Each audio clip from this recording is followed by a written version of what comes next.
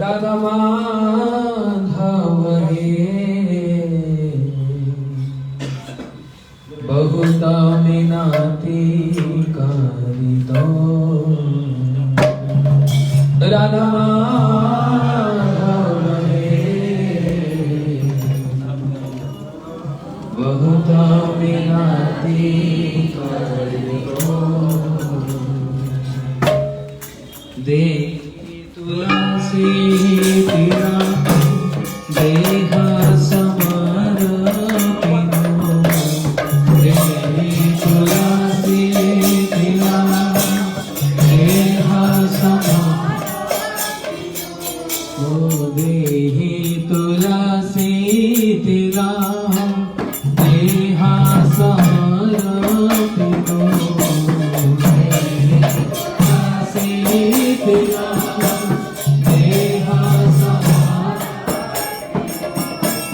दया जानी न झड़ो विवो दया जानी न झड़ो विवो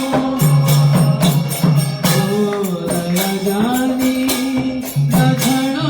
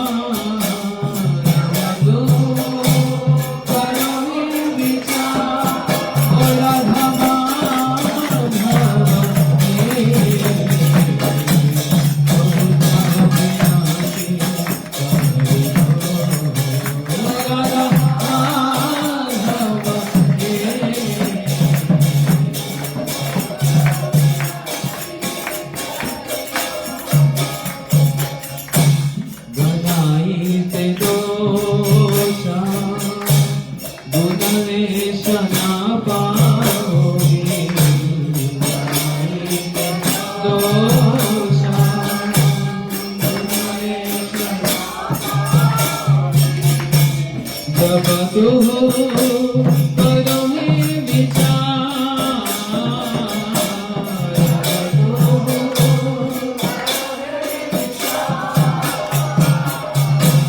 तो जगन्नाथ जगते कहासी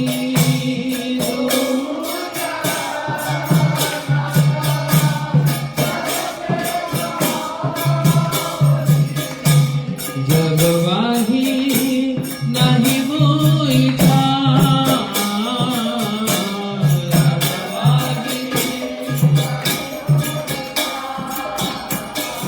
ओ जगवाही नहीं मोई था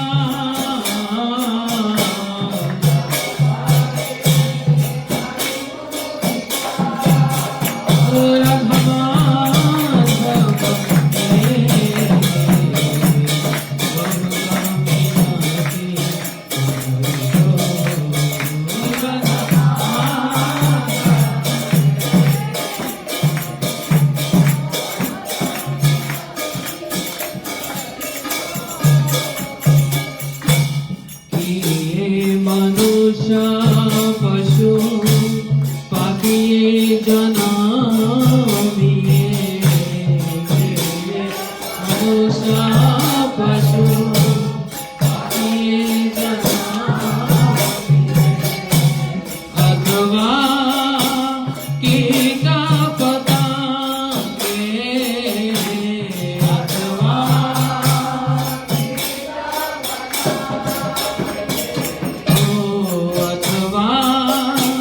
कीट पतंगे अथवा कीट पतंगे परम विपाके गतगति पुनः पुनः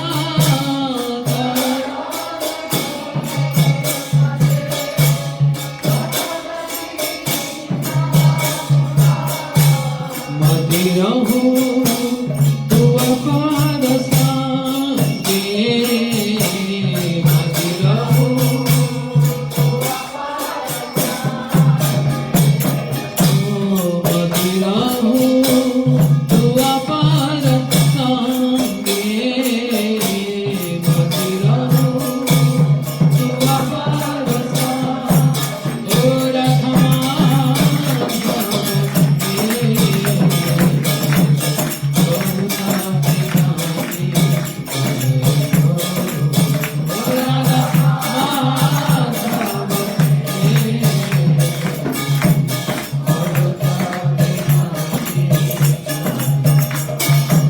ओ राधा माधव जय राधा माधव जय माधव जय राधा माधव जय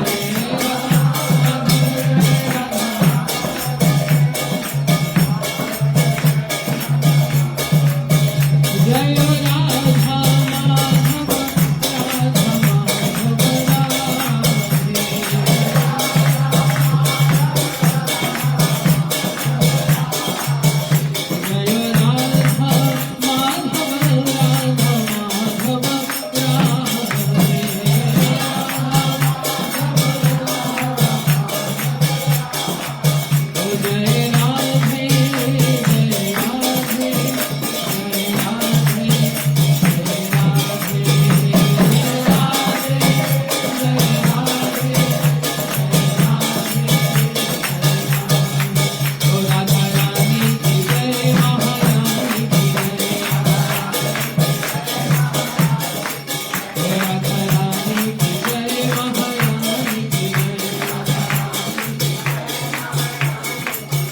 राधा रानी की जय महारानी की जय रानी की जय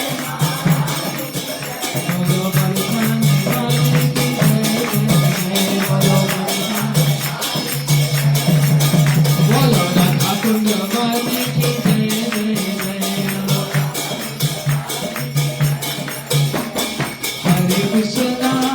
हरे कृष्णा कृष्ण कृष्ण हरे हरे हरे कृष्णा कृष्ण कृष्ण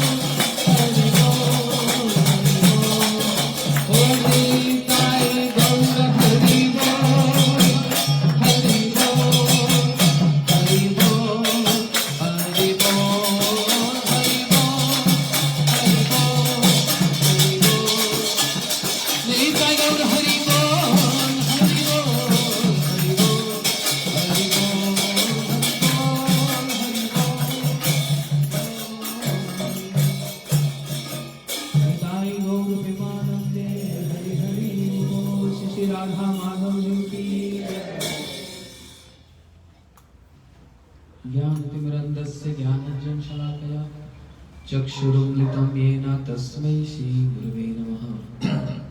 श्रीकृष्ण चैतन्य प्रभु नित्यानंद श्री अद्वैत गदाधर शिवासादि गौर भक्तवृंद। हरे कृष्णा कृष्ण कृष्णा हरे हरे, हरे राम राम राम हरे हरे।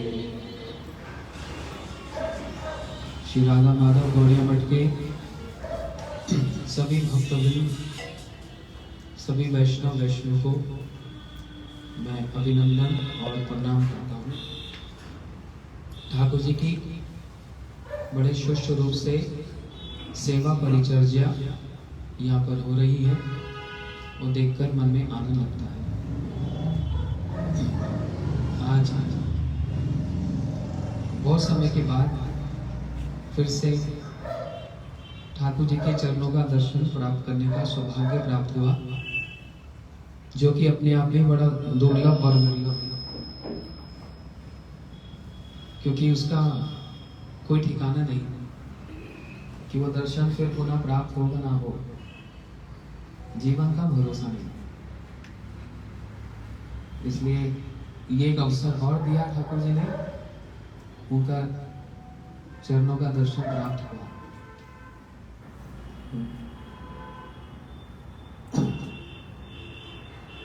इसका ज्ञान तो है, परंतु इसका विज्ञान समझने में हमारा आलस्य ज्यादा है, और उस आलस्य के कारण उसमें अनुभूति प्राप्त होना कठिन हो जाता है। और वो इसी कारण से, किस कारण से? माया का संग, उस कारण से होता है। इसलिए कहा ना, दुर्लभ मनुष्यम देहम देहिनाम क्षणभंगुर तत्रापि दुर्लभ मन्ये वैकुंठ प्रिय दर्शनम। एक तो मनुष्य जीवन दुर्लभ और उस पर भी क्षणभंगुर, लेकिन उससे भी श्रेष्ठ वैकुंठ प्रिय दर्शनम, भगवान के जो प्रिय जन हैं। किंतु प्रभु या प्रिय वतस्य वंदे गुरु श्री चरणारविंदम। ऐसे गुरु जी का दर्शन और उनका संग वो और भी दुर्लभ है। जब ये दुर्लभ दोनों वस्तुएं सुलभ हो जाएं, तो भगवान भी सुलभ हो जाते हैं। कौन सी दो दुर्लभ वस्तु बताई? एक तो मनुष्य देह और दूसरा वैकुंठ प्रिय दर्शन, भगवान के शुद्ध भक्तों का दर्शन।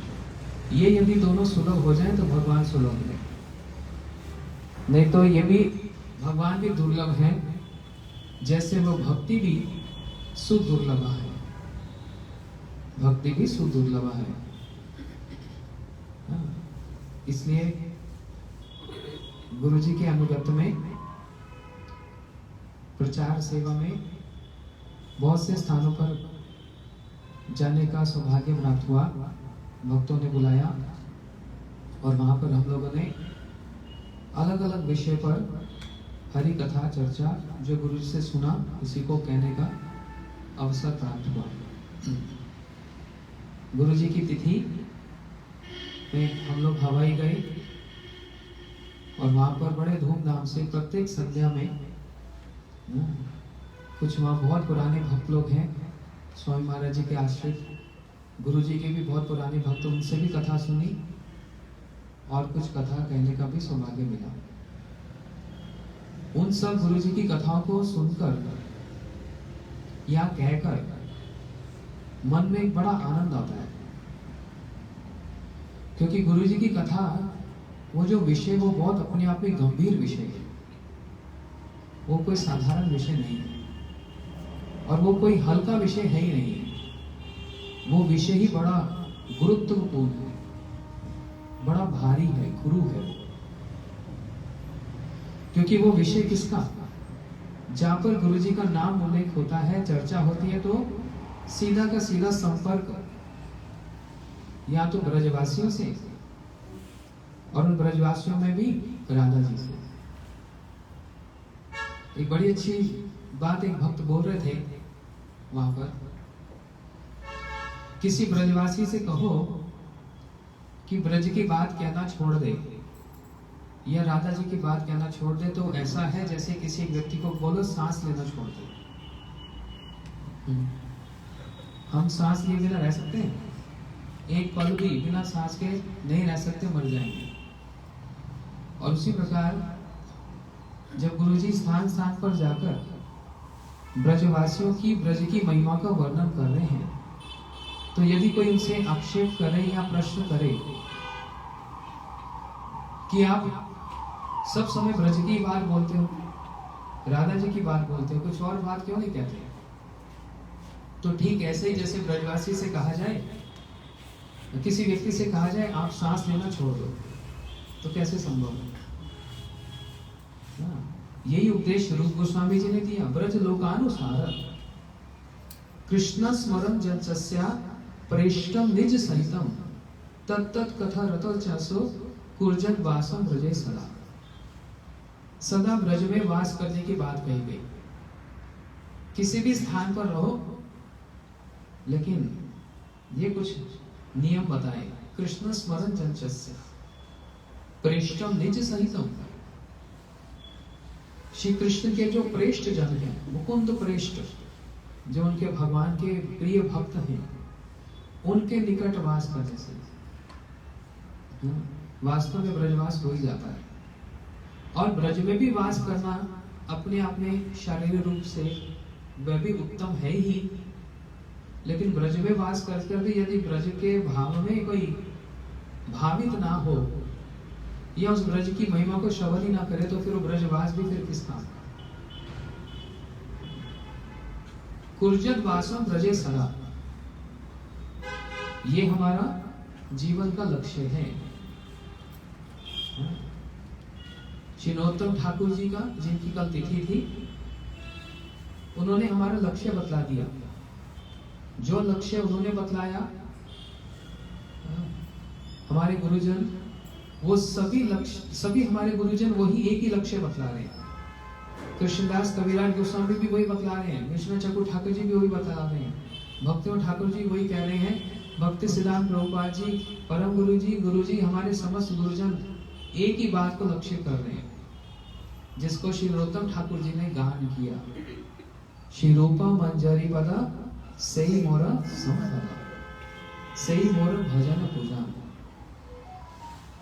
श्री रूप गोस्वामी जी के चरणों की प्राप्ति, उनके चरणों की सेवा और उनके अनुगत में युगल की सेवा प्राप्त करना ही हमारे जीवन का चरम लक्ष्य है। श्री रूप रघुनाथ पदे जा राज, चैतन्य चेतामृत कहे कृष्णदास। चैतन्य चेतामृत के प्रति प्रत्येक अध्याय के अंत में कविराज गोस्वामी जी यही बात बोल रहे हैं, और भक्ति सिद्धांत प्रभुपाद जी ने भी कहा, रूप रघुनाथ की वाणी का प्रचार और रूप रघुनाथ के चरणों का आश्रय ही हमारे जीवन का सबसे बड़ा संबल है। इसे कहा ना, रूप रघुनाथ पदे रहु मोरा प्रार्थना करे सदा नरोत्तम दास। श्री रूप रघुनाथ जी के चरणों के अनुगत में। लेकिन बात तो बहुत बड़ी बड़ी है ना, बात तो बहुत बड़ी है। इसलिए हम ठाकुर जी से, श्री राधा माधव जी से प्रार्थना करते हैं, बहुत विनती करी तो आपके चरणों में बहुत विनती करते हैं। कैसी विनती? देही तुलसी तिला देह समर्पिन, दया जानी ना छोड़ो विमुख। मैं आपसे विमुख हूं, ये तो जन्म जन्म से ही हो रहा है। मैं आपसे विमुख हूं, लेकिन कुछ ऐसी दया कीजिए ठाकुर जी, कुछ ऐसा प्लान बनाइए कि मैं आपके उन्मुख हो जाऊं। प्रयास कर रहा हूं, लेकिन जब देखता हूं तो दोष ही दोष है। घनाइते दोष गुण लेश ना पायोगी, जब तू करो विचार। पदकर्ता कितने सुंदर रूप से वर्णन कर रहे हैं, कितने मार्मिक भाव है, हृदय स्पर्शी भाव है। यदि आप मेरे गुणों को देखने बैठ जाएंगे तो एक भी नहीं पाओगे, दोष ही दोष है। लेकिन प्रभु क्या करूं, तू जगन्नाथ, आप तो जगत के नाथ हो, आप तो सब जानते हो। नाई मोई, मैं जगत से बाहर थोड़ा हूं, इसी जगत में तो रहने वाला हूं। जग बाही नाई मोई छा, मैं अधम, मैं पापी, इसी जगत में तो हूं, और आप तो जगत के नाथ हो। इसलिए ये भजन हम क्यों गाते हैं और क्यों स्मरण करना चाहिए? अपने हरि नाम को दृढ़ करने के लिए। हरि नाम करते समय जो हम लोग रोज करते हैं, एक ही ऐसी वस्तु है जो सारे हम लोग रोज ही करते हैं, लेकिन वो हरि नाम करते समय हम कितना प्रार्थना से हरि नाम करते हैं, और या फिर कितना मशीन के साथ हरि नाम, जैसे मशीन चलती है ना, हरे कृष्ण कृष्ण कृष्ण हरे हरे, हरे राम, क्या उसमें प्रार्थना होती है? वो प्रार्थना संयुक्त हरि नाम नहीं होता, इसलिए भगवान के साथ आदान प्रदान भी नहीं होता।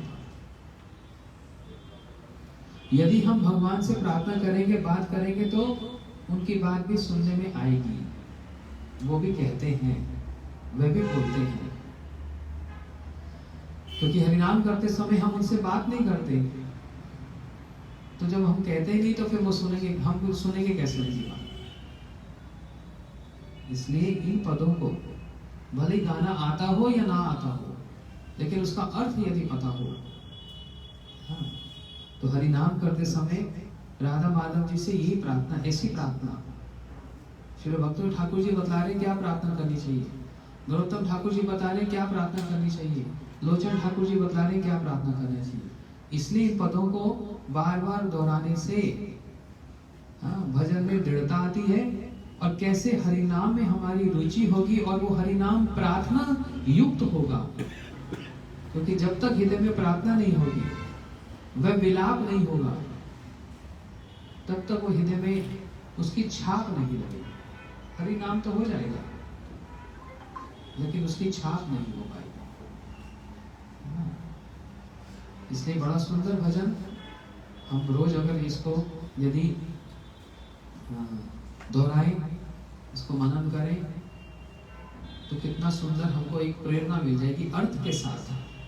श्री भक्ति विज्ञान भारती गोसाई महाराज जी बताते थे ना कि ऐसे अच्छे सुर में, लय में गाने से क्या मतलब, जब तक उसमें उसका अर्थ ही ना पता हो। और यदि अर्थ पता हो गया, उस अर्थ में यदि हम डूबने का प्रयास करेंगे, तो निश्चित रूप से हृदय को स्पर्श कर ही रहेगा। ये महाजन की वाणी है, ये कोई साधारण कोई गायक नहीं है, ये महाजन की वाणी है। ये हृदय को जरूर स्पर्श करती है, निश्चित रूप से स्पर्श करती है। बस उसके लिए हमको एक क्वालिफिकेशन चाहिए होती है, वो क्या? सिंसेरिटी। अगर हम सिंसियर हैं उसके लिए तो फिर है, नहीं तो फिर सब चल ही रहा है। तो विदेश यात्रा में कोई भी एक ऐसा दिन नहीं था जहां पर प्रोग्राम ना हो, बड़ी व्यस्तता थी, अलग अलग स्थान पर गुरु जी की कथा सुनने को, कहने का सौभाग्य मिला। इन सब भजनों को गाने का सौभाग्य मिला, लेकिन अर्थ समझ नहीं आता और हृदय में प्रार्थना नहीं आती। बस यही एक सबसे बड़ी परेशानी है। इसलिए गुरु जी से, राधा माधव जी से प्रार्थना करते हैं कि ये हृदय में एक कातर प्रार्थना कब हृदय में उदय होगी, इसके लिए इसलिए मैं इनके चरणों में प्रार्थना करता हूँ। और ये भी बात जैसे युधिष्ठिर महाराज से पूछी गई थी 5000 वर्ष पहले, जगत का सबसे बड़ा आश्चर्य क्या है? तो उन्होंने जो बात कही थी वो हर सर्वकाल के लिए वो सत्य है। अहानि हानि भूतानि यमाल्यम गच्छन्ति शेष स्थावर छन्ति किम आश्चर्य तद्भवे। हम अपनी आंखों से देख रहे हैं, कानों से सुन रहे हैं, ये गया वो गया, ये गया वो गया, और हर आयु में कोई चला गया, लेकिन हमको विश्वास नहीं होता कि हमको भी एक दिन जाना है। सबसे बड़ा आश्चर्य। सच में। वो माधव को एक कथा सुनाते थे 20 साल पुरानी। जब अलग अलग जगहों पर कथा होती थी, मैं तो सिर्फ सुनता था, कथा तो वही कहते थे। और जब वो मेरे को कहते थे आप कथा बोलो, तो मेरे से तो कथा नहीं बोली जाती थी। तो एक बात हमेशा याद रखता हूँ, ये बात बोलते थे कि जब हम अपने हृदय को स्पर्श करके पूछेंगे, हृदय को स्पर्श करके पूछेंगे कि मैं एक दिन मरूंगा, तो आवाज आती है नहीं, मैं नहीं, ये तो लोग मरते हैं। तो इसलिए बहुत सारी उनकी कुछ ऐसी कथाएं जो पुरानी जो सुनता था, उसको दोहराने का भी अवसर मिलता है, उसका स्मरण होता है। ये बात क्यों कह रहा हूं? क्योंकि अभी अभी 2 ऐसे उदाहरण हुए हैं। कनाडा में गुरुजी के एक हमारे भक्त हैं, पति पत्नी, उनकी 3 बेटियां। जो बीच वाली बेटी 19 साल की थी और माता पिता रोज स्कूल उसको छोड़ने जाते थे, रोज स्कूल लेने आते थे। लेकिन स्कूल छोड़ने गए, लेकिन वापस आने के लिए उनका कुछ काम था। उस समय बहुत व्यस्त थे अपने दुकान पर, तो उसको बोल दिया कि आज हम वापस नहीं ला पाएंगे, तो तुम कह रही अब चिंता मत करो, मैं स्कूल बस में आ जाऊंगी। आज तक कभी नहीं होता, पहली बार पूरे 19 साल में एक बार ऐसा हुआ था कि लेने नहीं गए थे। एक बार, पहली बार, क्योंकि कुछ काम आ गया था। सब कुछ ठीक, स्कूल बस से आई, घर के बाहर 1 मिनट का रास्ता था, घर का और बाहर बस स्टॉप का। स्कूल बस से उतरी, सड़क भी क्रॉस कर ली, और जहाँ पर फुटपाथ होता है ऐसे वहां पर शोल्डर लेन बोलते हैं, जैसे वहां पर पहुंची, पीछे से गाड़ी ने आकर उसको मार दिया। मतलब उस लेन में गाड़ी आ ही नहीं सकती, वहां का जो नियम है बड़ा कठोर है, उस लेन में कोई नहीं आ सकता, कोई गाड़ी आ ही नहीं सकती। इतनी तेज गाड़ी होगी, विचार करो कि जैसी टक्कर मारी वहीं पर ही उसको समाप्त हो गई। घर से सामने 1 मिनट का रास्ता। फिर घर वालों को पता लगा, सब हुआ, ये सब उनका संस्कार वगैरह हुआ सब। तो वहां गया, उसके लिए यज्ञ किया, कुछ कथा कही, ये सब हुआ। तो सुनकर बड़ा आश्चर्य लगा। जैसे स्कूल से आई, स्कूल बस से उतरी, उसको 1 मिनट के लिए भी नहीं पता था कि ऐसा होगा उसके साथ। पता था उसको, पता होता तो ऐसा हो सकता था, लेकिन हो गया ना। अभी यहाँ इसी घर से, परिवार से उनको समझाकर उससे उभरा ही कनाडा में, फिर आया ह्यूस्टन। संध्या के समय एक प्रोग्राम था, तो जिस घर में मैं रह रहा था उन्होंने प्रोग्राम किया, तो वहाँ कुछ उनके मित्र और उनके कम्युनिटी वाले आए हुए। तो उसमें एक परिवार आया, बोलते महाराज इनकी 3 बेटियां, 1 बेटी मर गई अभी अभी नवंबर में, दिवाली से 2 दिन बाद। तो क्या हुआ? बोलते एक स्टेडियम में कोई गायक आया होगा, गाने वाला, सारे बच्चे स्कूल के, कॉलेज के उसको सुनने गए हुए थे, क्योंकि वो उसी स्कूल का पढ़ा हुआ था। तो सब देखने गए थे कि हमारे स्कूल का बच्चा इतना आगे बढ़ गया, तो हम देखने जाए। तो भरा पड़ा खचाखच, और वहीं पर स्टैम्पेड हो गया, मतलब भगदड़ मच गई, भगदड़ मची। और ये जो बच्ची थी, इनके घर में भी 3 बेटियां, और ये बड़ी थी 21-22 साल की, समझ रहे हो? भगदड़ मची तो ये भागी और सब इसके ऊपर कूद कूद कर भागे। इसको वहीं पर ही हार्ट फेल हो गया। तो जब उसके परिवार वालों से सुना, जो वो बता रहे थे, मतलब बता नहीं सकता उनकी क्या हाल था। जवान बच्चा घर का, कैसा है उसका हाल था। बड़ी कठिनाई से उन्होंने समझा, फिर उनको भी, उनके लिए भी हवन किया। सब बड़े प्रार्थना करने लगे, घर आ जाकर हमारे लिए भी यज्ञ करो, ऐसे करो। तो वो किया। तो उसके पिताजी बता रहे थे बच्चे के कि वहीं पर स्टेडियम पर बैठ कर मेरे को वीडियो भेज रही थी, पापा देखो हम ये देख रहे हैं, अब हम ये देख रहे हैं, अब हम ये देख रहे हैं। तब तक भी उसको पता था ऐसा होगा, तब तक भी। तो ये सुनकर इस बात पर दृढ़ता तो समझ आती है कि दुर्लभ मनुष्यम देहम देहिनाम क्षणभंगुर, मनुष्य जीवन दुर्लभ है और क्षणभंगुर है, मतलब ये कब गिर जाएगा पता नहीं, लेकिन विश्वास ही नहीं होता, अपने पे विश्वास नहीं होता, जब अपने पे बात आती है विश्वास नहीं होता, है ना? इसलिए मैंने कहा कि ठाकुर जी के चरणों का दर्शन फिर मिलेगा कि नहीं मिलेगा पता नहीं, तो इसलिए अभी मिल गया, बड़ा सौभाग्य, और फिर मिलेगा कि नहीं ये भी पता नहीं। ऐसा ऐसे जीवन पर हम लोग चलते हैं, है ना? इसलिए अभी ज्यादा समय और कुछ नहीं कहूंगा। हरि नाम, सबके जीवन में व्यस्तता है, सब लोग काम करते हैं, घर में हो या बाहर हो, हम लोग भी काम करते हैं, हमारा भी कोई सेवा है, आप लोगों की भी घर के प्रति कुछ दायित्व है, लेकिन एक कार्य जो हम सब लोग करते हैं रोज, वो है हरि नाम। कोई गाड़ी चलाते हुए भी करता है, कोई घर में भी करता है, कैसे करता है, दुकान पर बैठ कर करता है, लेकिन उस हरि नाम को कम से कम हम ठीक रखें, और वो हरि नाम प्रार्थना वाला हो। ठाकुर जी से प्रार्थना करते हैं, जो भक्ति ठाकुर जी सिखा रहे हैं। आप गौड़े गीति कुछ में देखो, वहां प्रार्थना भक्ति ठाकुर जी कैसे, ओ हरि नाम प्रभु, इस प्रकार से हरि नाम प्रभु के प्रति प्रार्थना कर रहे हैं। ऐसे प्रार्थना करते हुए जो नाम होता है उसको शिला भक्ति विज्ञान भारती महाराज जी बोलते थे quality chanting, not quantity chanting, quality chanting.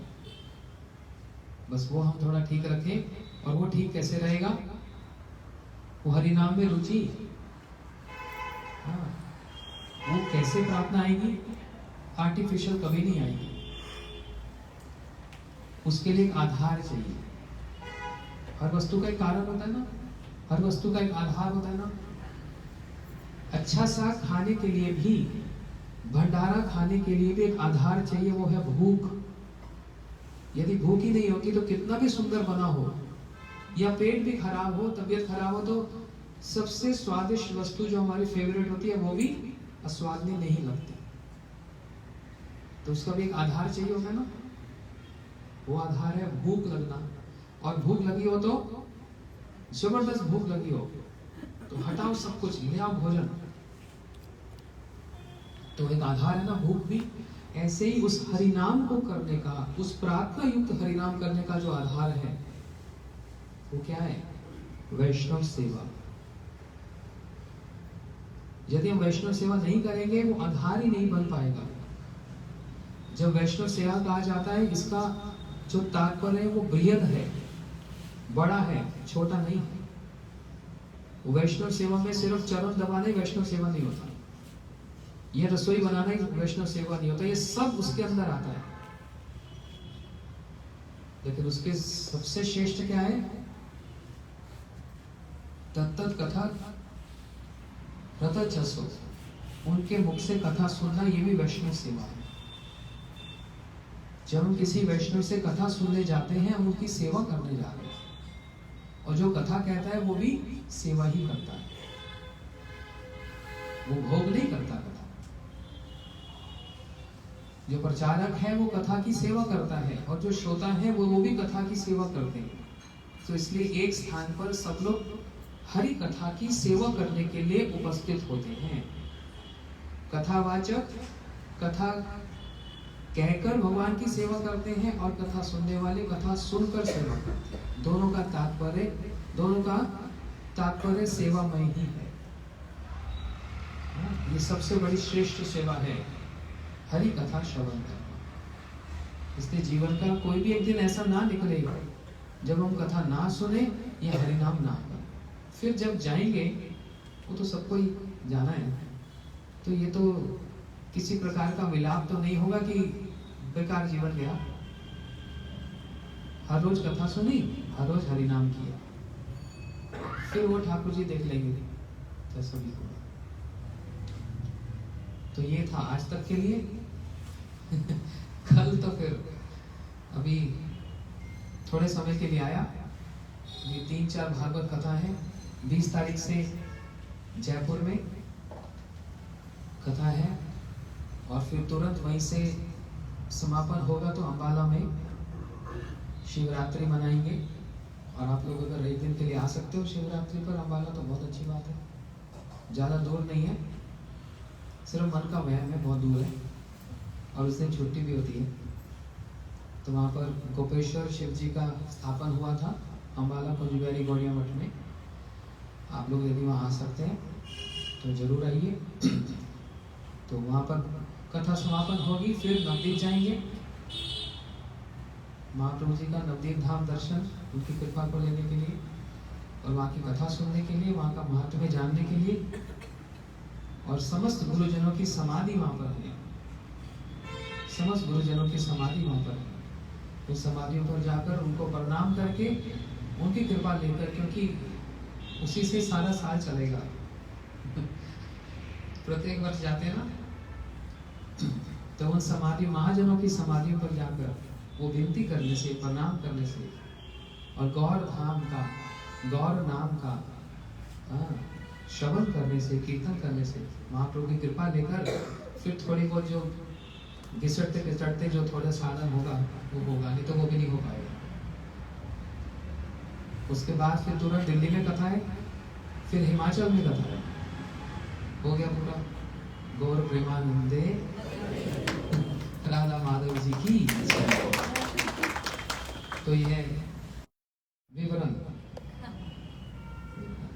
हरे कृष्णा हरे कृष्णा हरे कृष्णा कृष्णा कृष्णा हरे हरे, हरे राम राम राम हरे हरे। कुछ कहेंगे प्रभु जी? कुछ कहेंगे?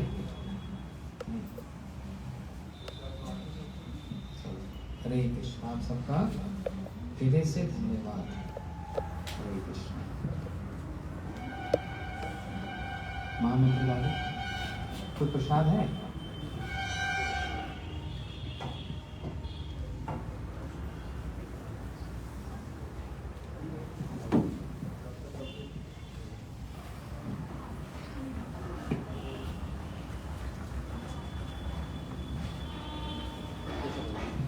हरे कृष्णा कृष्णा कृष्णा हरे हरे, हरे Ram Ram Ram Hare Hare.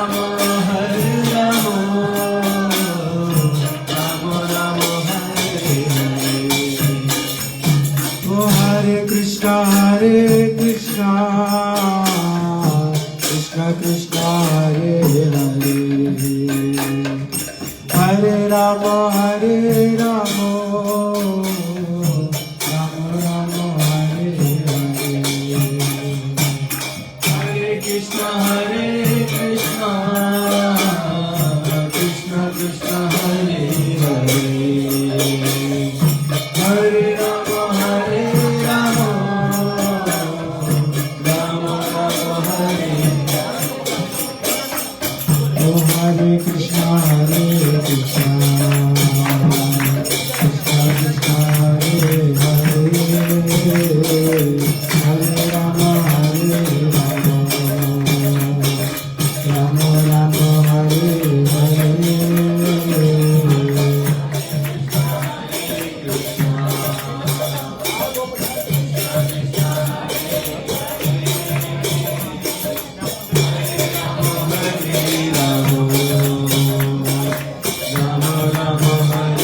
Hare Oh Hare Krishna Krishna Krishna Hare Hare Rama Rama Rama Hare Hare Hare Krishna Krishna Krishna Hare Hare Hare Rama